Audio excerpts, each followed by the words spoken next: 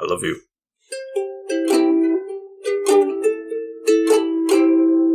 Welcome back to the couch, you dirty potatoes, you. Yeah. Plenty of room here. Straight out of the ground. And have a seat. Straight out of the ground. You just covered in Sloppy Joe.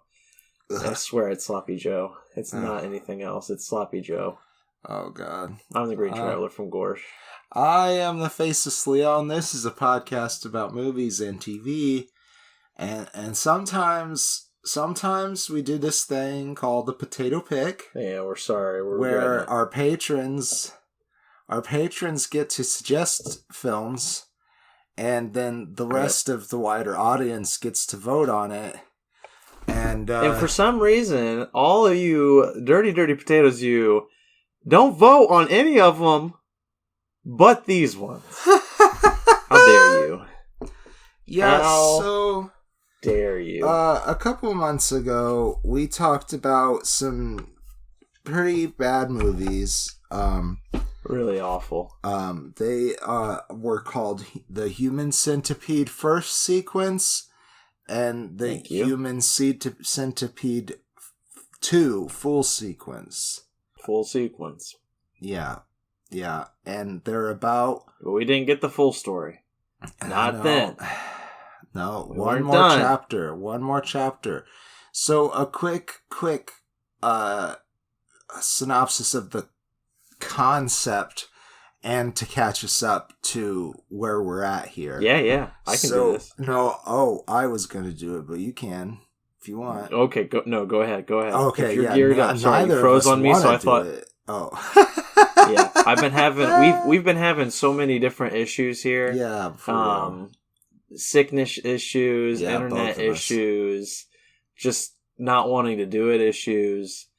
They were sick first, before doing this, then I was sick. Yeah. And then we didn't want to. Yeah. We just didn't want to. And my internet literally went down 20 minutes before we were supposed to record.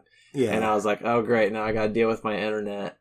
And it's back up and running, but it has moments where you just freeze. So I thought you were like, here's the synopsis for the first two. Fuck. Oh, they want me to talk now. Oh, no.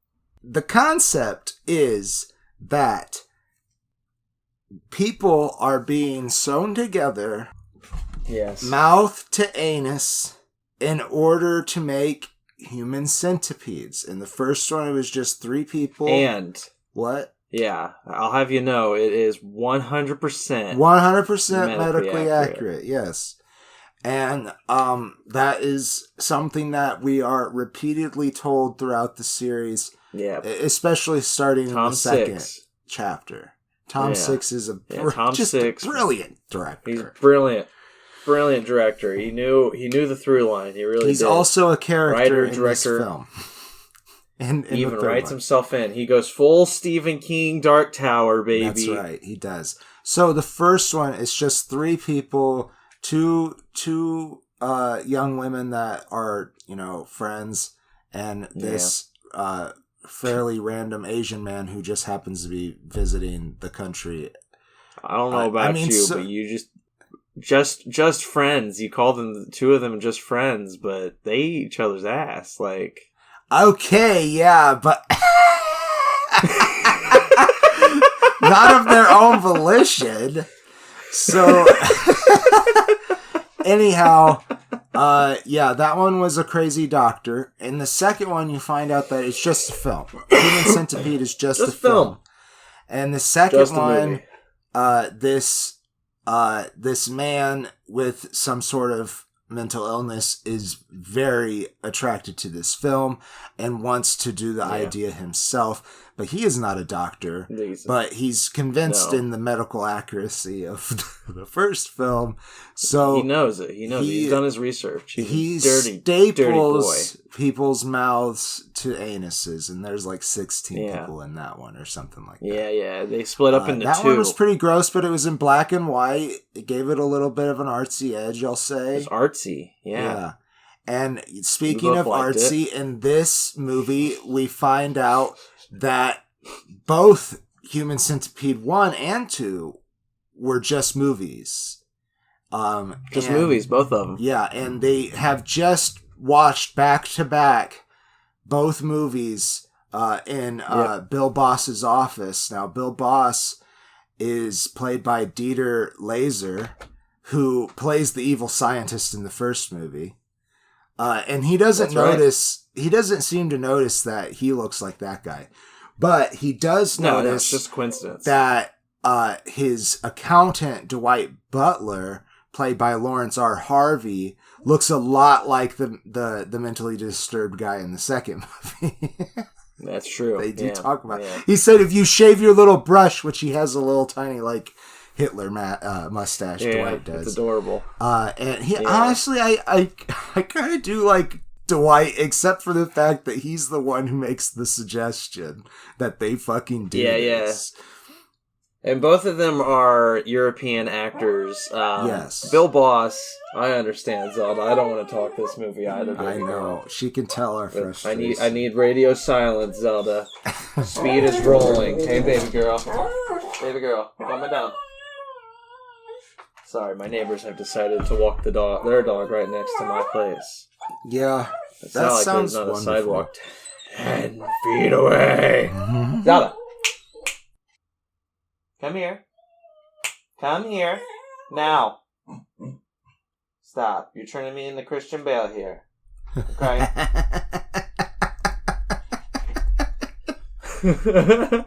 Both of them.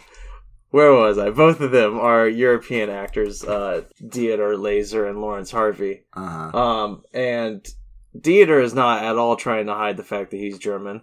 No, they say he's doing a southern accent, a southern Texas accent. but he's very German about it. He's trying. Yeah, he admits to the fact that he's German. I think at some point Six was like, nobody's gonna buy that you're a Texan. I'm sorry, Dieter. So we're adding this line where you say that you're German American, but you're so goddamn horny for America that you hump the flag. And Oh my god, yeah, that's I totally 100% where Donald Trump got the idea to hump the flag. He saw this movie somewhere down the line. It was just like, oh yeah, that's what I want to do. Man, I don't know that I knew that. Remembered that. You haven't seen that? You haven't seen that clip of him hugging the flag? Oh, I remember him hug the flag. Yeah, hug the flag, and that was weird. Yes. Yeah, he was doing a little more than hug. It's just he doesn't have much to turn around. You don't get to see the pelvic thrusts, if you will.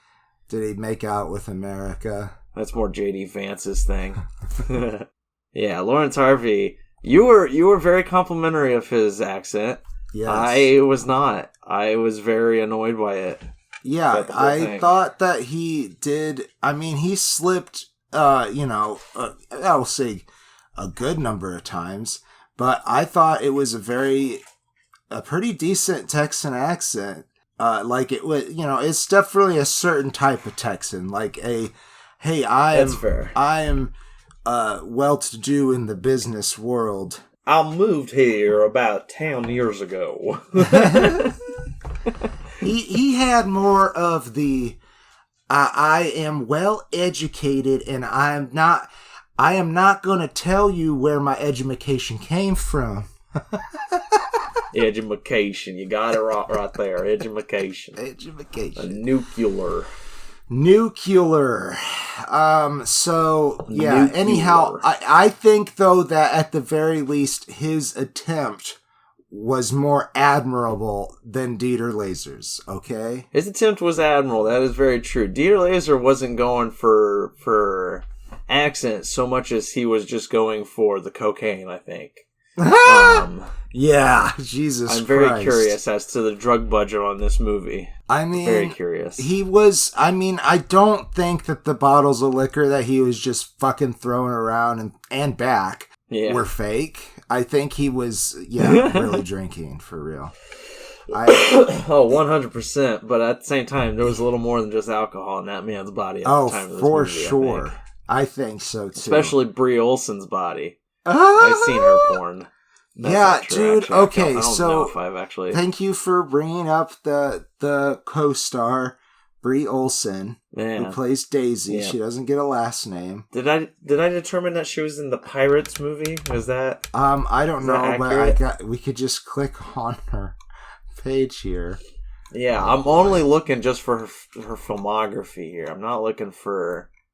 Oh, of course not. Her filmography is not going to be. She has a lot of awards. Hey, I'm proud of her. She deserved every one of them. Yeah. Hey, where's your? Yeah. Why isn't your filmography on here? Because it's Wikipedia is not going to house all of the porn things. Well, I guess I'm just gonna have to go to a website real quick here. Anyhow, Brie Olson. Six, the director, he decided he needed at least one female character, so he hired a porn star. Yep. Yeah. And there was a quote that I really liked in the hiring. He wanted the ultimate American female, which he believed to be a porn actress. That's gold. You know what, though? And not inaccurate. From the outside view, yeah, it definitely seems like that's what Americans want, is Brie Olson. Americans are pretty good at, yeah. You know what? This movie came out when? Like 2011 or 2000s. something? 2015. Wow. It's not even a 10-year-old yet. It's not quite a 10-year-old, but 9 years ago, you could get away with a lot more. I feel like that is true. At least in the American circles of what was considered acceptable. I really wish that I could say that this film wouldn't fly right now, but I've heard the stories about Terrifier 3. So Terrifier 3, tell me a story. I don't know specifics. I just know that people are walking out within the first 10 minutes because it's too gross. Oh wow! So I'm just like, I can imagine. There is another scene also that I'll tell you off camera. So okay. Delete this part because it's triggering. I love you. Oh jeez. Yeah. Well, that kind of happens in Mother as well. Yeah, it's true. But it's more artsy in Mother. Okay, back to we can leave that part in. Well, just to give an idea. Just to give them an idea what the scene is like. Okay, go watch Mother, Darren Aronofsky. Everybody, I thought it was really interesting. Gore film. Yeah, it was gory as fuck. But the allegories were for real, and it was allegory as fuck. Yeah. Okay, so anyhow, this movie is gross, and we were talking Brie Olson. We were talking Brie Olson. I feel like we got talk what we have to say about Brie Olson in this movie all right now. Just get that out of the way. That's fair. So, yeah. I mean, you can talk about her in other movies as well if you know them. Well, I don't. I don't remember them offhand. I'll say that I knew them at one point. Your hand remembers them. Gross. Anyhow, Brie's character Daisy, she got roped into working for Bill, and you find out that a lot of people that work for Bill because they feel like they have no other option. Bill either has something over them or is the only person who would give them a job. Yeah. Anyhow, her dad was in prison, and he let him out for her to be his constant, fuck buddy around the office and do his secretary work. And it is just some of the really gross, rapey as shit. And it's right away, too. As soon as It's really gross. Yeah. And there is a legit rape scene later on, too, where she's unconscious and he rapes her. And I would call it all rape, really. It is all rape, but But she's unconscious. Yes. For me, very hard to watch. I was really immediately disgusted by that. Yeah. And how dare you? All of you voted for this. All of you. Okay, there was 4 or 5 that voted for other episodes, but I don't know that they ever actually showed her vulva, but her dress her skirt was so short, and she did not wear panties. And I mean, I'm not for censorship, in any way necessarily, but it just was very misogynistic view of this woman. And but tasteless. If you're looking past the eye candy pornographic thing that I feel like Tom Six was really going for, this woman's in a terrible situation where this guy probably makes her dress that way. And it's just awful. Yeah. I mean, if there was a really serious movie about that, I think it would be hard to watch, but it would be more relevant. There are horror films, I can't think of them off the top of my head, but where you get the revenge arc from the character in that situation. It's kind of very who is it? Cinderella. I mean, that's not sexual, but that kind of idea where it's you're forced to work for somebody, and then at the end you get the Cinderella effect where you've got everything and they're in the mud now. Right. There are horrors like that. I mean, Last House on the Left. Where the daughter gets raped and then the parents take revenge on the rapists. No, I mean, it's a one and done kind of thing, but they have a way of doing it where it's, even though it's still very hard to watch, you at least get to see the rapists get their comeuppance. Yeah. Brie Olson, on the other hand, Daisy's ending is awful. Bill wins. And this is the only one that the villain wins in, actually, out of all three of the films. God damn it. And okay. Here's the idea. I think we mentioned he was a warden of a prison. He wants to find a way to make the prison system a better deterrent for crime, but really he just wants to torture people. Yeah. At first, does a lot of different things. He gets a prank call at one point, and he takes the inmate that he suspects of doing it and waterboards them with boiling hot water. And that's really gross. When they peel back the rag. Ugh. Oh, God, it was terrible. It was gross, but at the same time, you could tell that it was a fake layer of skin because of how it would peel away, and his real flesh was just underneath it.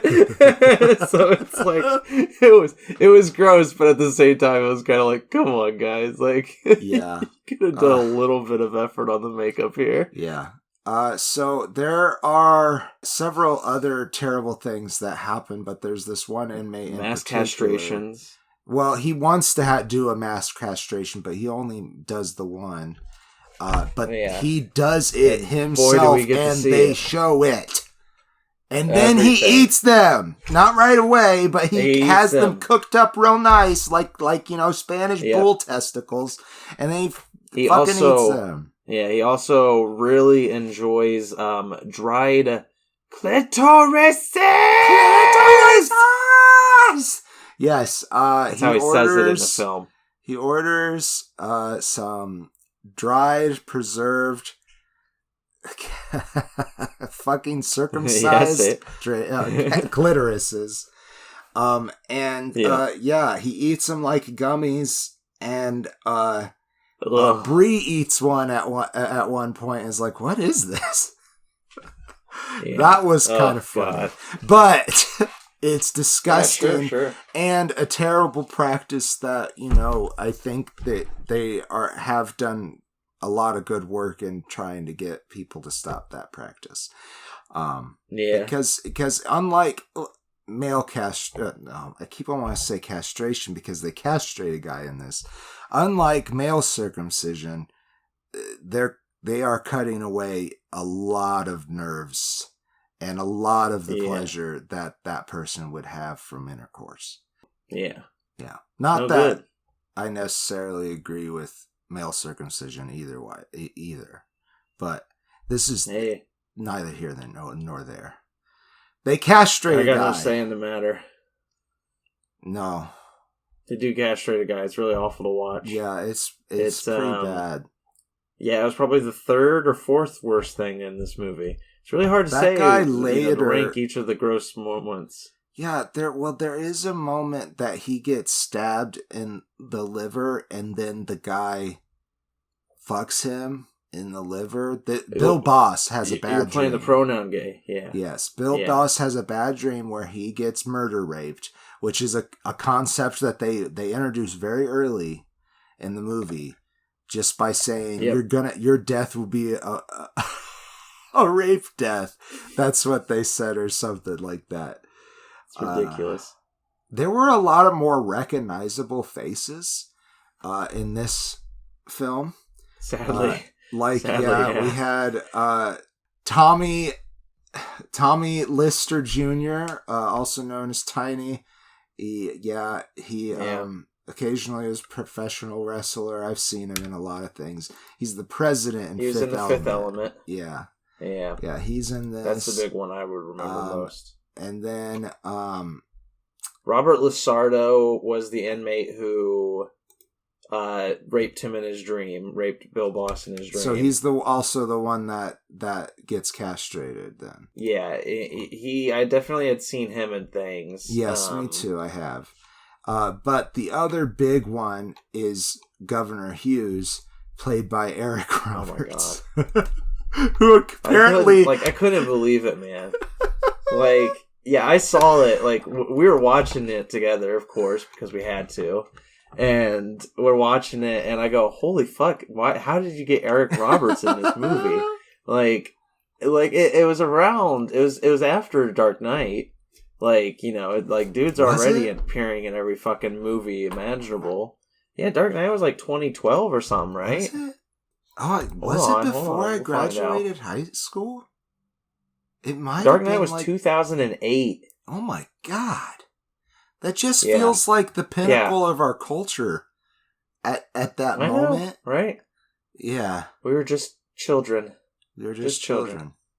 Yeah, it's crazy though. I figured, and in his first scene too, I even made the joke. I was like, man, Eric Roberts is acting as if he really just wants the fucking paycheck so he can get off this set.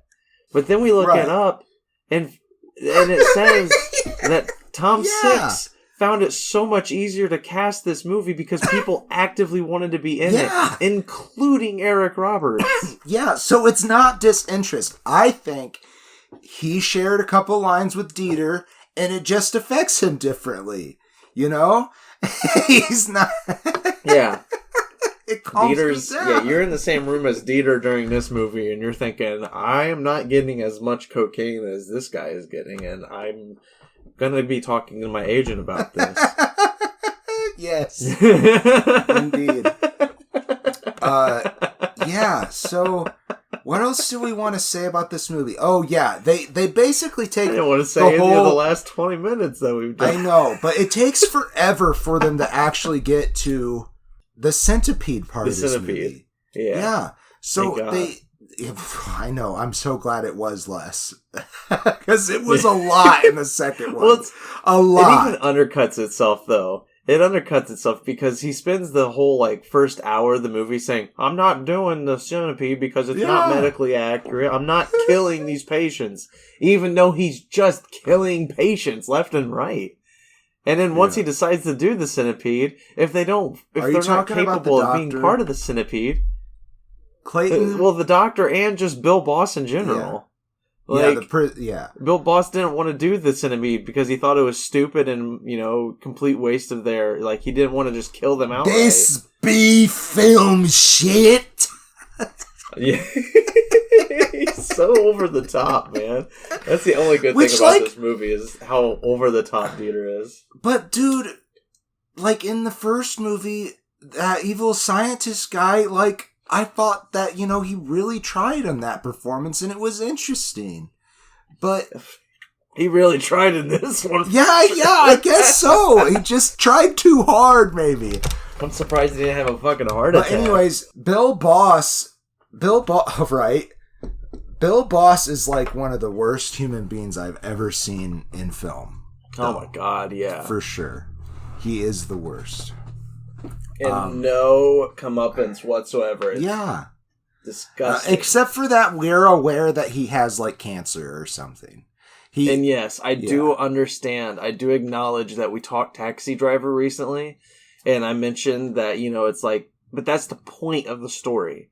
That's the viewpoint of the story. It's looking at how society treats these, like, criminal individuals, pushes them up to these heights as saints, i.e. electing them presidents.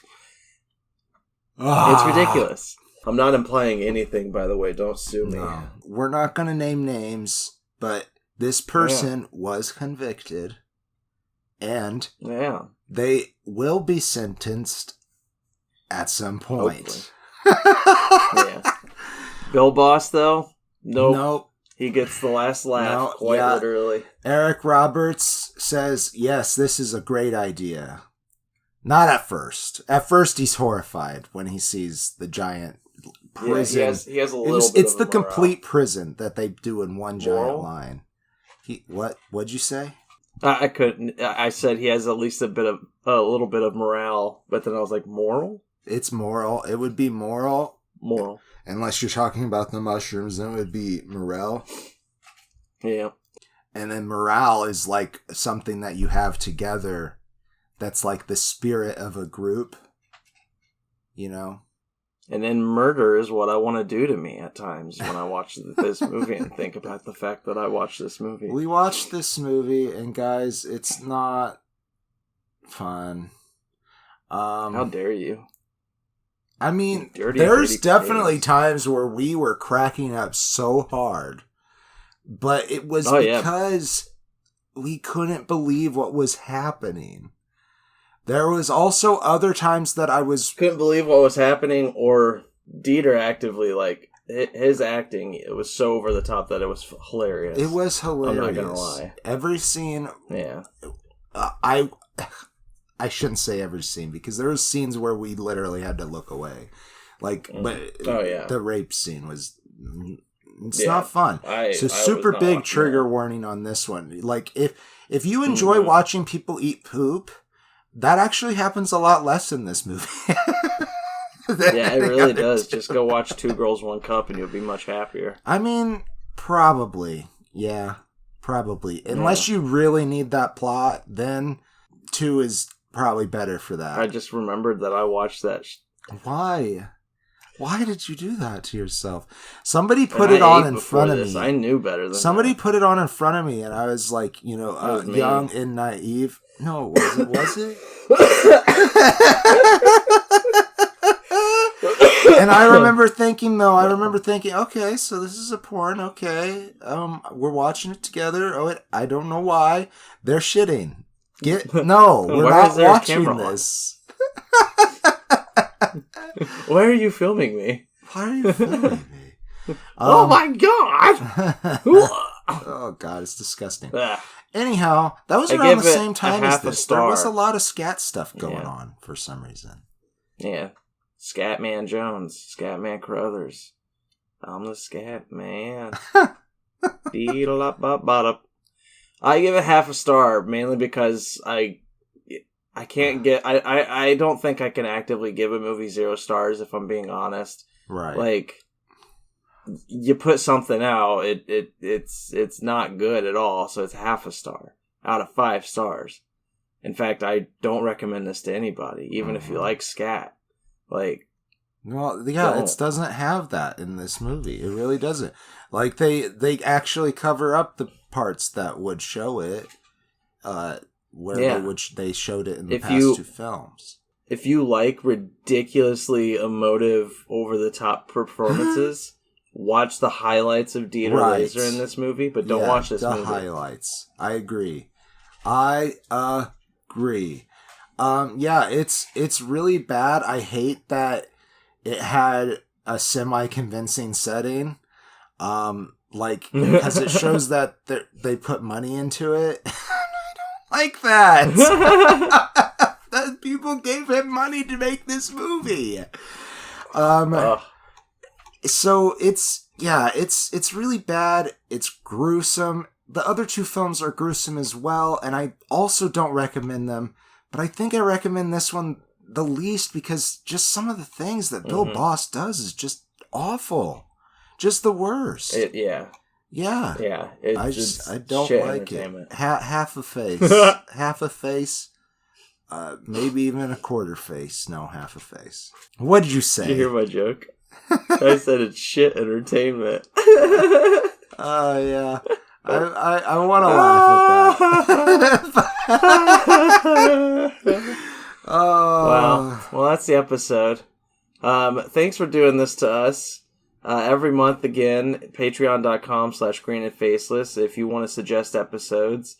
I know there's other movies out there that are just as awful and gross, so get on down to patreon.com and subscribe so that you can recommend them to us. /greenandfaceless. And if you don't want to donate money, if you don't want to subscribe, and you don't want to suggest these movies, keep an eye out because still at patreon.com/greenandfaceless and at our FictionWorks 19 YouTube community page, you can still have the opportunity to vote on the gross and disgusting films that our patrons do recommend. Hey, you know what though? This one, if you by the way, enjoyed this episode, if you were really hoping that Human Centipede 3 was a good movie and that we would give it a good review, then just know that they don't always suggest shit movies.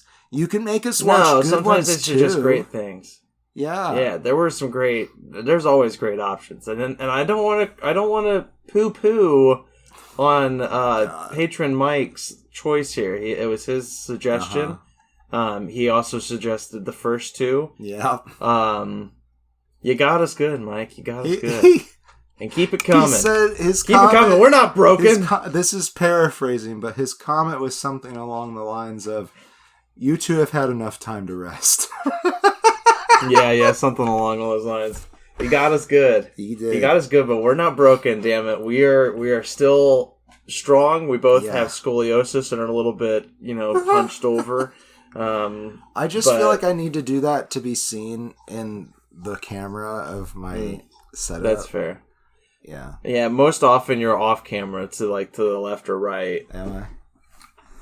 Yeah. Wow. It's wonderful though. I got used to it. It's part of your personality. You're a beautiful thing. I'm the Green Traveler from Gorsh. And I am the Faceless Leon, a beautiful thing. Safe travels and good night. Hey, we did it. Green and Faceless on the Couch is a proud production of FictionWorks 19. Are you a fan of the show? Feel free to contact us at greenandfacelessfans@gmail.com or visit our Patreon page at patreon.com/greenandfaceless. Don't forget to comment, like, and subscribe, or rate us on Apple Podcasts. Thank you so much for listening.